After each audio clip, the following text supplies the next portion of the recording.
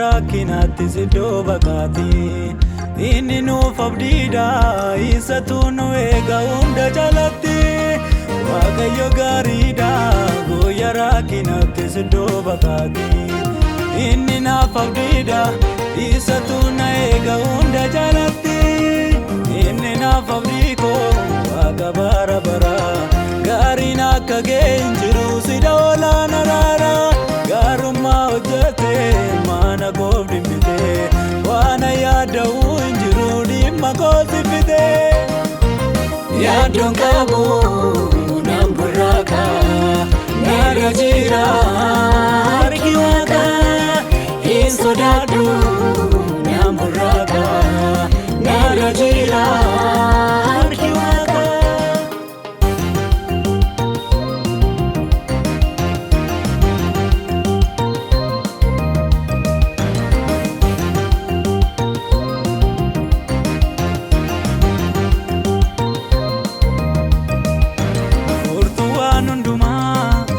Kee kan jiru eenyu yaalii godhee biddoo keen jijjiiru. Bulchaa addunyaati aangoon kee jabaadha. Warra abdiin jiiteef sitamaa namaadha. Furtuu waan hundumaa harka kee kan jiru eenyu yaalii godhee biddoo keen jijjiiru. Bulchaa addunyaati aangoon kee jabaadha. Warra abdiin jiiteef sitamaa namaadha.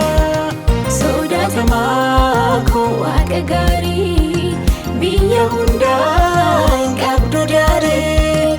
Sodaatamaa koo waaqa guddaa qulqulluu koo hin qabdu mudaa.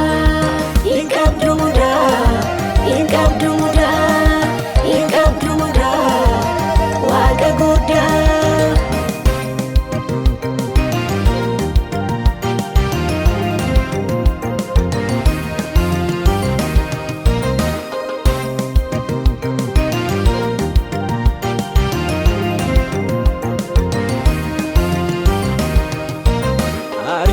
Ke baay'ee jireenya koorratti tolli kees danuudha biyya hundumaatti. Arjummaan kee baay'ee jireenya koorratti tolli kees danuudha biyya hundumaatti. Jira waaqni gaariin rakkoon kee hafeera namni hin beekne baarii. Jira waaqni gaariin rakkoon kee hafeera namni hin beekne baarii. Gaarummaan kee adda ani maaliif hangada galata narraa qabda. Gaarummaan kee adda ani maaliif hangada galata narraa qabda. Jira waaqni gaarii rakkoon kee hafeera namni hin beekne barii. Jira waaqni gaarii rakkoon kee hafeera namni hin beekne barii. Gaarummaan kee adda ani maaliif hangada galata narraa qabda. Gaarummaan kee adda ani maaliif hangada galata narraa qabda. Galata narraa qabda, galata narraa qabda, galata narraa qabda.